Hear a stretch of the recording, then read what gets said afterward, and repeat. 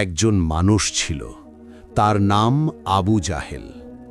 দুনিয়াতে সে ছিল অত্যাচারী, দরিদ্রদের ওপর জুলুম করত, মিথ্যা বলত, নামাজ পড়ত না, আল্লাহর দ্বীনকে অস্বীকার করত।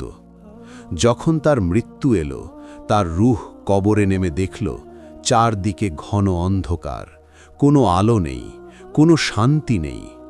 তারপর এলো সেই ভয়ঙ্কর দিন, কিয়ামতের দিন।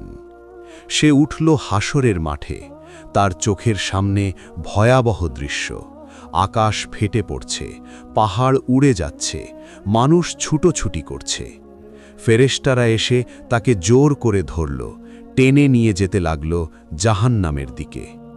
রাসূলুল্লাহ সাল্লাল্লাহু আলাইহি ওয়াসাল্লাম বলেছেন, জাহান্নামের 7টি দরজা আছে, প্রতিটি দরজার জন্য আলাদা আলাদা পাপীদের দল নির্ধারিত। যখন তারা জাহান্নামের কাছে পৌঁছাল, দরজাগুলো খুলে গেল। দারোগান ফেরেশতারা বলল, তোমাদের কাছে কি তোমাদের মধ্য থেকে রাসূলগণ আসেননি, যারা তোমাদের প্রতিপালকের আয়াত তিলাওয়াত করতেন আর এই দিনের সাক্ষাতের ব্যাপারে সতর্ক করতেন?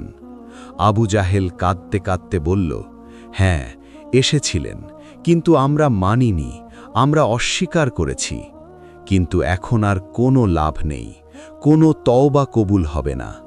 প্রথম দৃশ্য, দরজার সামনে দাঁড়িয়ে সে দেখল জাহান্নাম থেকে এমন গরম বাতাস আসছে যে তার শরীর কাঁপতে শুরু করল।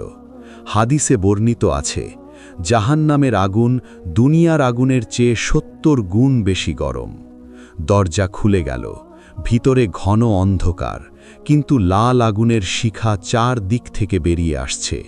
লক্ষ লক্ষ মানুষের চিৎকার শোনা যাচ্ছে, সবাই আর্তনাদ করছে, হায়, আমরা যদি মান্য করতাম, যদি সৎ কাজ করতাম।